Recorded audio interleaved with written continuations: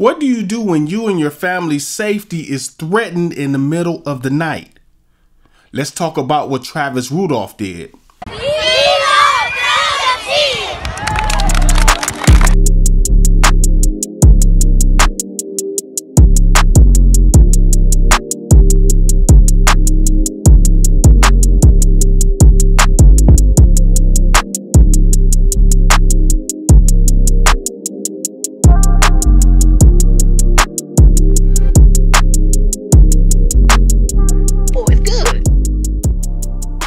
I love Brotha T. How you doing? This is Terrion Wilson, aka yo boy Brotha T, here with another one. So I'd like to thank you and welcome to the New Life Tree, where we like to give you little pine cones of wisdom for your motivation and mental health. If you don't know what that is, stick around, stay on the channel, you'll get it. Remember, I don't know everything, but I might know a lot of things. So we're gonna go through the Travis Rudolph case. We're gonna tell you what happened that night. I might miss a little detail here and there, but I'm gonna try to hit on the important points. And then after that, we're gonna talk about the court, the actual court case. Let's go. So Travis Rudolph, who was an ex-NFL player, played for the New York Giants. And he also played for the Miami Dolphins.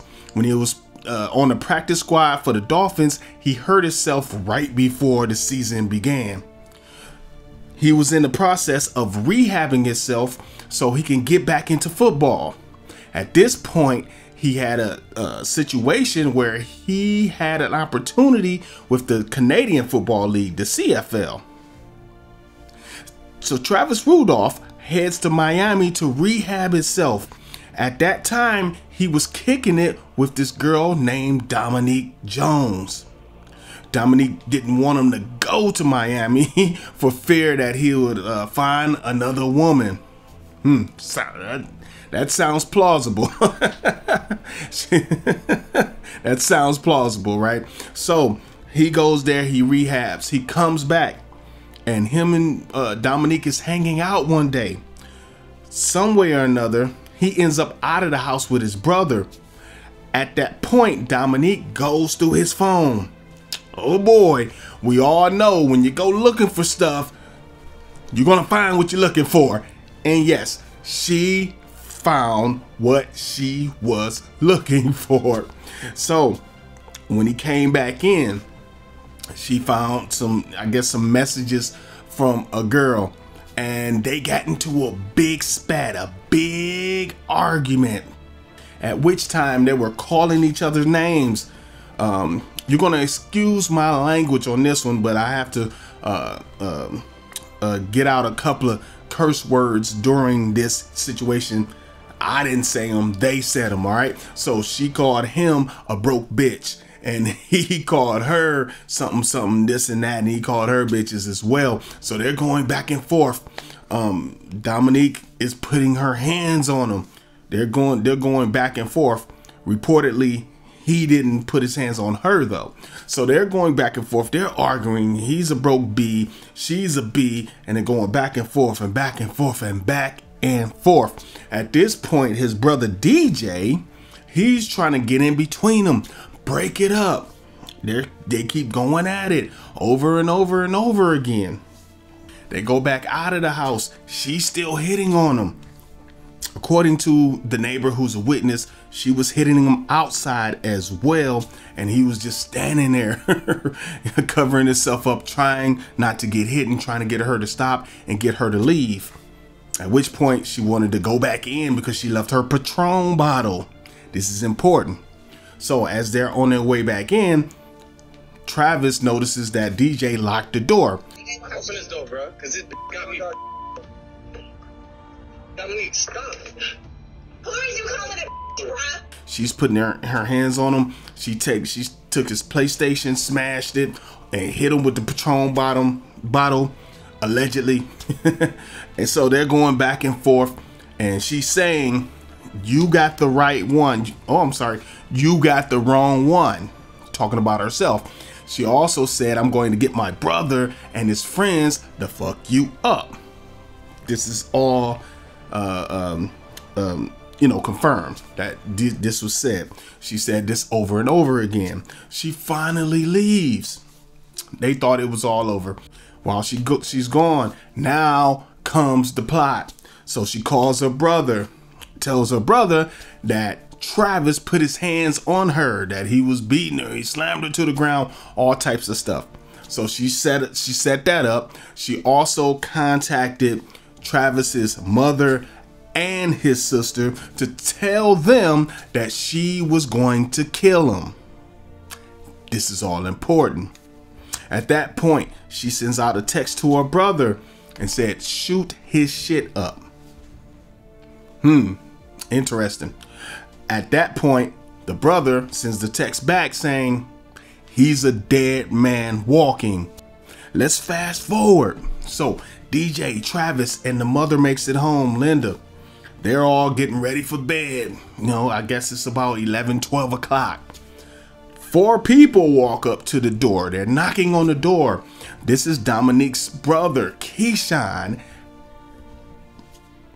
Tyler Robinson, I'm sorry. Sebastian, can't pronounce his last name. And I forget the name of the 4th person. So you got 4 people at the door. They're knocking at the door, waiting for Travis to come out. At that point, DJ comes out, the brother first, and he's attempting to defuse the situation. He's trying to talk sense into the 4 people. They're not trying to hear what he has to say. They demand Travis. The mother comes out. She's trying to defuse the situation. She says, you don't understand. We got it on tape. She's the aggressor. I'm going to show you. They don't want to hear it. They're not trying to hear what mother is talking about. Moms, don't worry about it. We want your son. At that point, Travis comes out. Now, before Travis can, shed light on the situation and what happens, they haul off. They sneak him. And they're jumping on him. Now DJ, his brother, is jumping in to help Travis. Now they're jumping on both of them. You have 2-on-1 over here, 2-on-1 over here. This one goes over there. Now it's 3-on-1. This one goes over there. Now it's 2-on-2. Then you get what I'm saying. It's back and forth, back and forth. And this is per the neighbor across the street, who's an independent witness in the situation. We'll get to his testimony later. So they're switching up on each other. They're jumping on him. They never give DJ or Travis a fair fight. They're going and they're going. All types of things are happening in the fight. I won't go into the details of the fight. At some point, the fight kind of calms down just a little bit, at which DJ and Travis report to see a gun coming from Tyler Robinson, right? At that point, Travis goes back in the house. He grabs the AR-15 or the AR, you can tell I don't shoot a lot of machine guns. So he goes, and we'll just call it the UOP. He goes and gets the UOP, right? He comes back out, and now these guys are retreating to the car. Now, reportedly or allegedly, DJ and Travis say they seen guns at that point as well, at which Travis starts dumping. And let me tell you, when he starts dumping, he really starts dumping. 39 shots. He has a machine gun with a drum that holds 100 rounds. He shot almost half of that 100 rounds out of there. He shot almost 40% of those rounds. He dumped and he dumped and he dumped. He gets arrested. They charge him with multiple counts: 1st-degree murder, 2nd-degree murder, aggravated battery.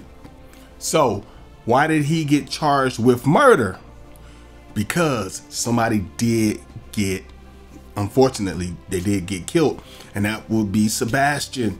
Also, Tyler got hit with some shots as well.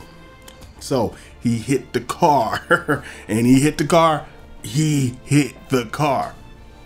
So now we're talking about the court case. We do not have evidence that he assaulted her one time. Witnesses, including his brother DJ and the neighbor across the street, they tell the same story, that she is the aggressor.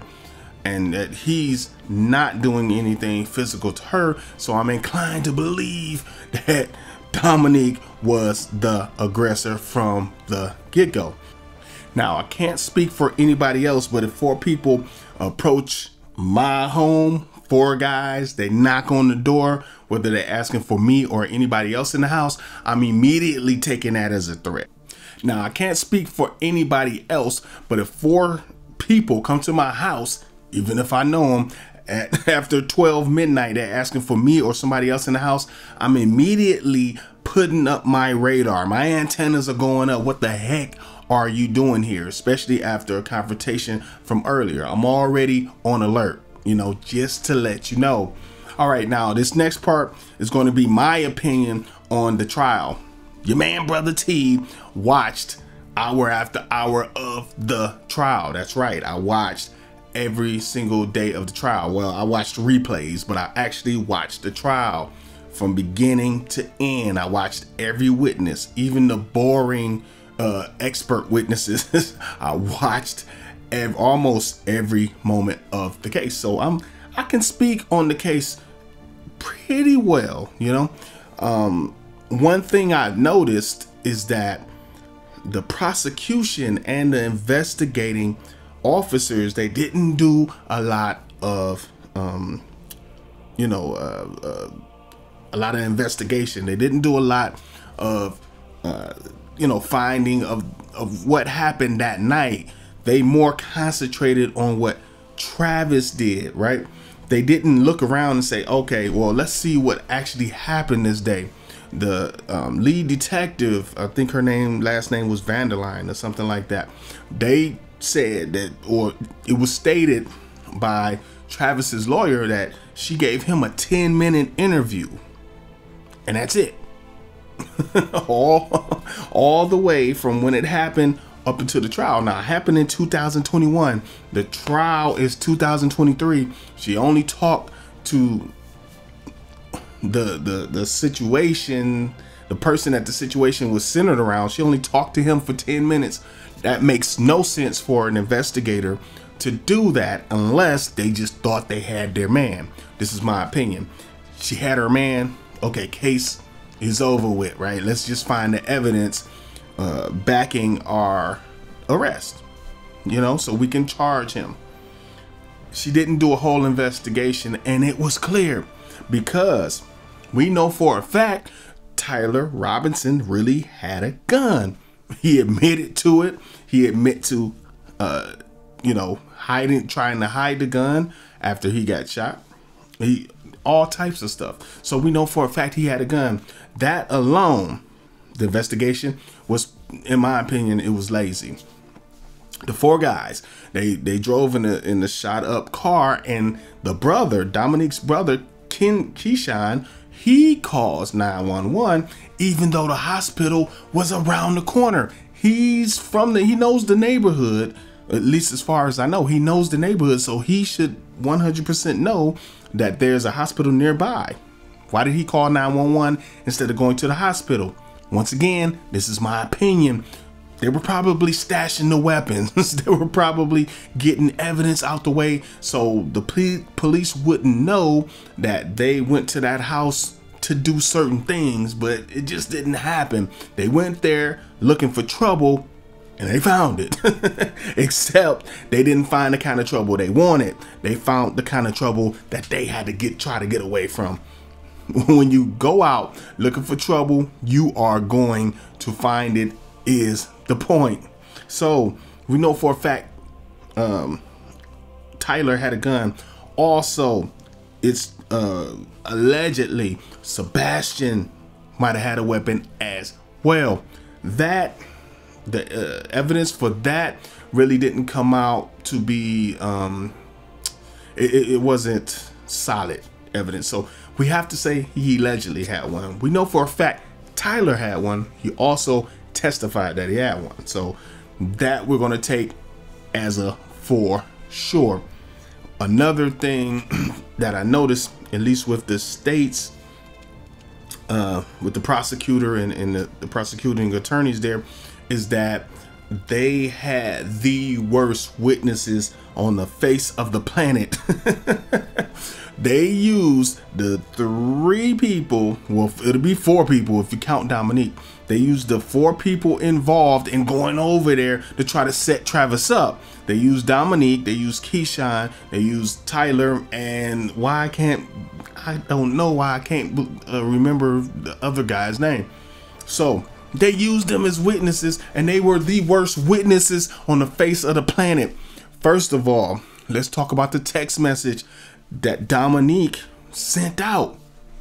This is where it gets very interesting, because the lead investigator, Vanderline, she did not confiscate Dominique's phone for a while. I forget how long of a while, but it wasn't right away, which gave Dominique a chance to delete the messages. What? See what I mean? This investigation was either lazy, incompetent, or, you know, I don't want to start conspiracies. So I'm just saying, it's a little weird. Yoda, you must unlearn what you have learned. So what text did she erase? The text where she told Keyshawn to go shoot his shit up. What was her response on the witness stand? Shit. What does shit mean in the context of that text? Anything but him. Okay.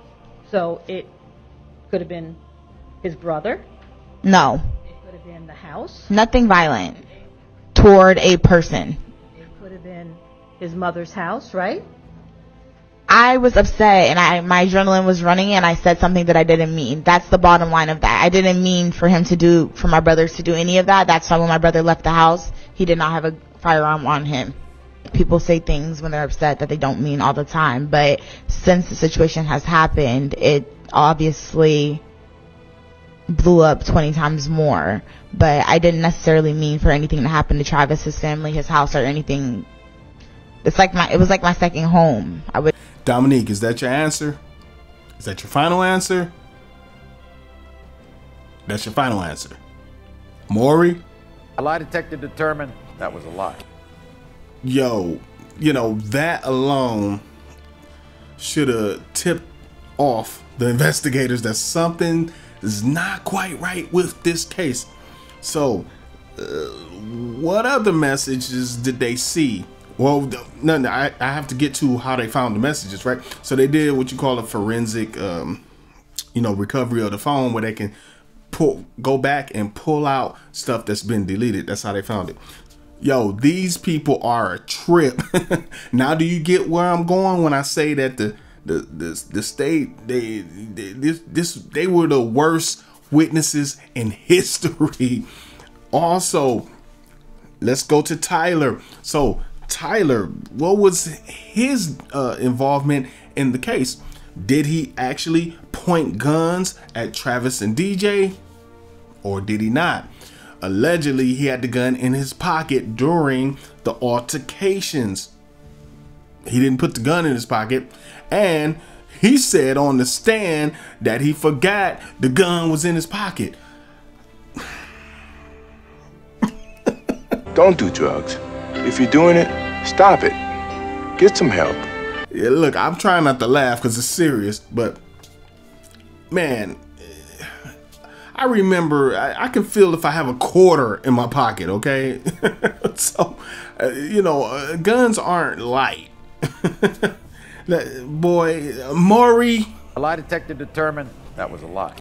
Man, these people are the worst witnesses I've ever seen in any case in history. The worst witnesses I've ever seen in the history of history in a courtroom that I've seen, with my own 2 eyes.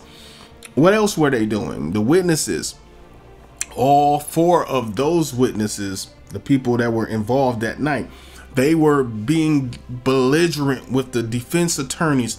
You can actually see the anger in Dominique come out over and over again. She started off real calm. She was answering the questions how you would think she would answer the questions, and then as it progresses, she started challenging the lawyer as well. Well, I mean, if that's what you say, and you can just see it. You can see the anger. You can see it bubbling up. You can see she has a mouth.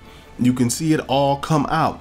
The same thing with Keyshawn. He started off really calm. He started off talking, then before you know it, he's challenging the lawyer.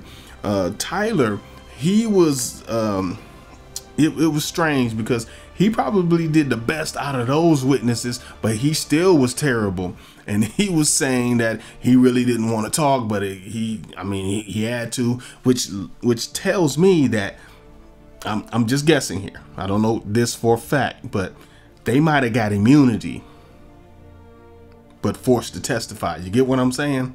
Something that they might have cut a deal or something, because he made it clear more than once that he really didn't want to be there, but whatever. And he had like a whatever attitude.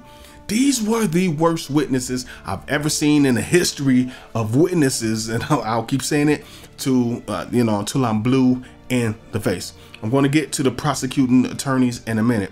So let's go to the defense attorneys. Mark Shiner and his crew. They did an awesome job. And I'm not just saying that because I wanted Travis to be, not guilty and all that. I'm saying this because I actually watched how they picked apart every witness, how they picked apart every piece of evidence. This is what a defense attorney is supposed to do. This is their job, to cast doubt on the prosecution and the way they're going about the case, and they did not mishandle this case at all. They tore into these witnesses. They ripped them to shreds. This is why Dominique and the other two, this is why they were so they got so unraveled on the stand, because the defense attorneys, Mark Shiner and his colleague, I think her first name was Paulette.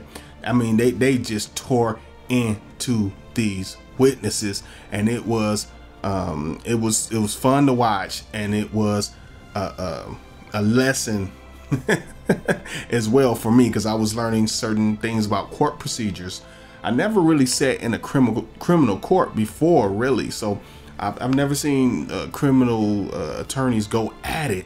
I've been in like civil court, and traffic court, but never criminal court. So I really didn't know that process, and it was cool to watch the attorneys go at it. Now, let's talk about the prosecutors. Oh boy. All right, so the one sister, she just seemed like she was not really dialed in. Now, I'm going to speculate, and I know there's a good chance that I might be wrong, but she just it seemed like, to at least to me, that she knew she had not a whack case, but I think she knew that it wasn't a great case, right? So you can see it at times in some of the questions she asked. They were just, you can just tell sometimes. You didn't see the passion. You didn't see the vigor that you see with prosecutors sometimes when they really want to get somebody. So I don't know if subconsciously she just really didn't want, Travis to go to prison. I don't know. I'm just saying. I'm not challenging anybody's integrity, and I know she had a job to do, but it seemed a little funny. That's all I gotta say. I've seen prosecutors go way harder on defendants. So and I seen them their crosses of the defense's witnesses weren't that great at all. And I forgot to mention one thing about the prosecution's witnesses. They all helped the defense. Every single one of the prosecution's witnesses helped the defense. Also, we had an independent witness, the neighbor across the street, directly across the street. So he had a direct line right to the yard where the scuffle took place, where the disagreement and the attack from Dominique took place earlier that day with Travis. He saw it. He saw both instances. He also helped the defense tremendously, and he didn't really, you could tell he wasn't trying to lie to make it look like, and he didn't, you could tell he didn't skew things in Travis's favor on purpose. You could tell he just was telling the truth, because everything he said really, everything wasn't favorable towards Travis, if you get what I'm saying.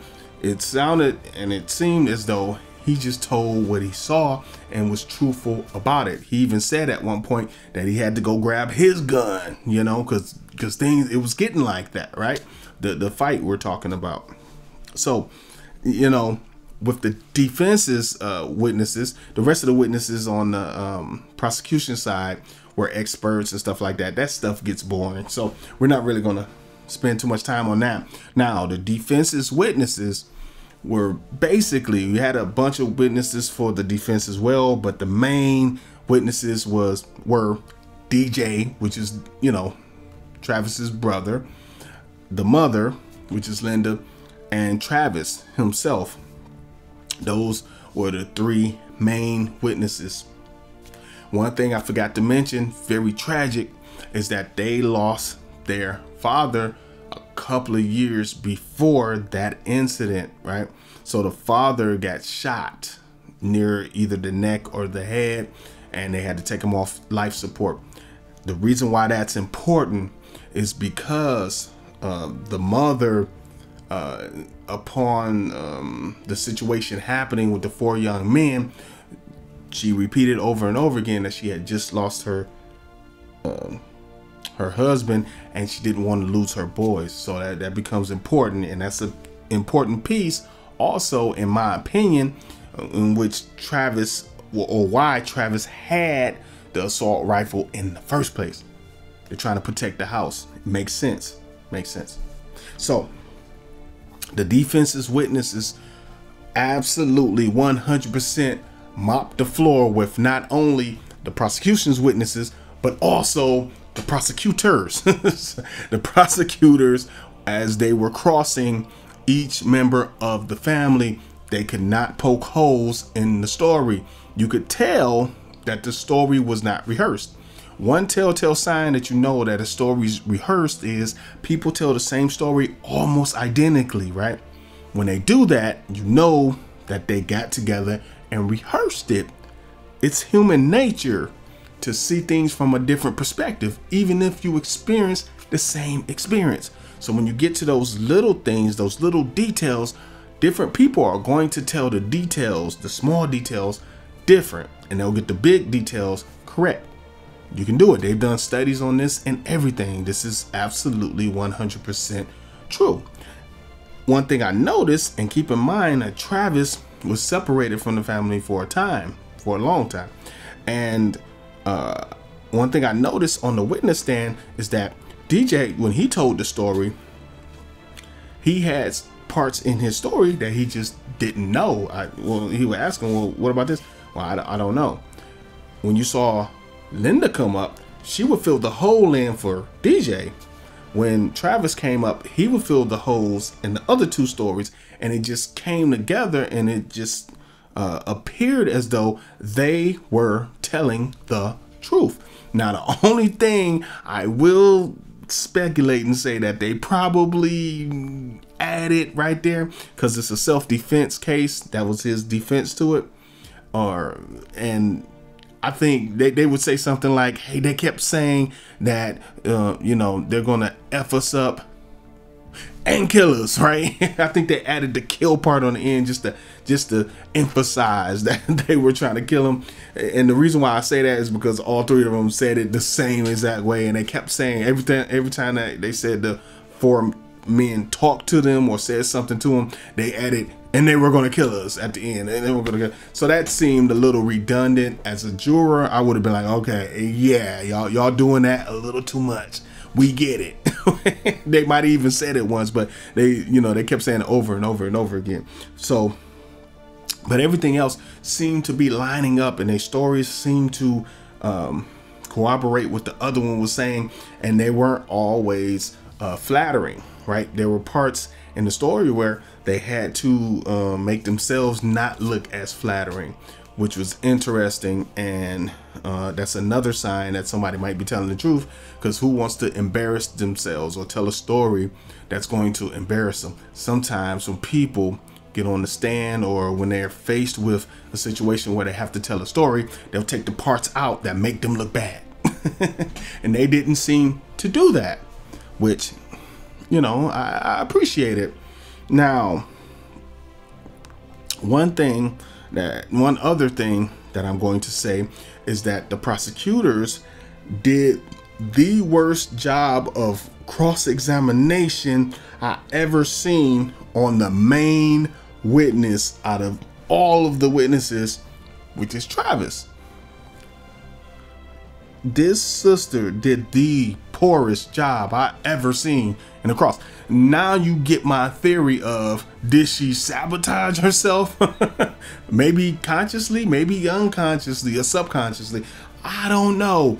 But this was the worst cross-examination ever. You got a situation where he's getting jumped by 4 people. At some point, he goes in the house to grab an assault rifle. He comes out, dumps 39 shots in a car. At some point, the car is driving away. He's still dumping. You know, this, you know, the average prosecutor is like, okay, here we go. You get what I'm saying? And do you know what she asked him? What she spent a significant amount of time on? If he's a cheater. Which brings up a very important point, which is Dominique was married the whole time and nobody knew, not even Travis. She never told anybody she was married. And then here's the prosecutor asking him if he's a cheater. And he tried to explain to her, hey, we weren't in a real relationship. We were just seeing each other, and I was single and I was just seeing other women. And she, so you're a cheater. Like, what are you talking about? We're talking about a situation where he took an assault rifle and dumped 39 times, and you're asking him about cheating. What are you talking about? That's what I'm saying. I'm sorry. I'm sorry, because, you know, I don't want to, you know, challenge anybody's integrity or saying they don't know how to do their job. But that was poor. As a juror, I'm putting myself in the seat of a juror, and I'm hearing you talk about cheating and if he's a cheater and all that. What does that have to do with him either defending himself or not, or murdering somebody, right? What does that have to do with anything? Let's talk about actually the important parts, the assaults, you know, and the shooting. That's what we should be discussing. And she just spent so much time on that. It's my theory that, once again, maybe, just maybe, well, I'm not even going to go there again. But it just seemed a little odd. It was the worst cross-examination I had ever seen. So at that point, the jury goes out for deliberation. It takes the jury only a few hours to come back with a verdict. All right. Will the foreperson please hand the verdict form to one of our deputies? Deputy, somebody. Mike, would you go get that for me, please?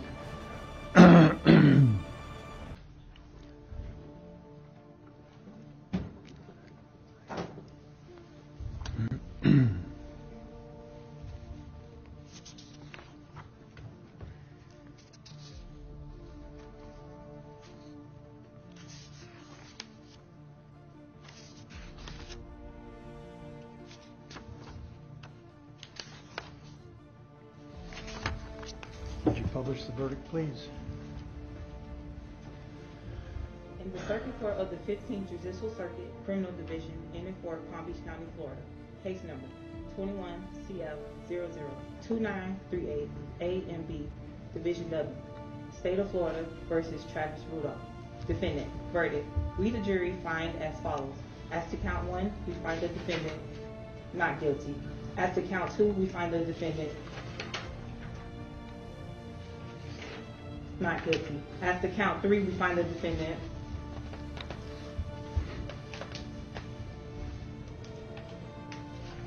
not guilty. As to count 4, we find the defendant not guilty. So say we all, the 7th day of June, 2023, in West Palm Beach, County, Florida. Would either side like to have, would either side like to have the jury polled? All right, thank you. Ladies and gentlemen of the jury, I, on behalf of everyone who is a participant in this trial, would like to thank you for your time and your consideration. I also wish to advise you of special privileges enjoyed by jurors. In the absence of a court order, no juror can be required to talk about the discussion that occurred in the jury room. Our judicial system relies on juries for consideration of difficult cases. Okay, so this is just my opinion. 100% the jury got it right. I'm not saying they got it right just because I wanted him to be not guilty, but looking at the evidence, looking at the lack of investigation by the detectives, looking at the poor job I think the prosecution did, questioning the witnesses and doing the cross-examinations, based on the fact that the prosecution did not prove that it wasn't self-defense.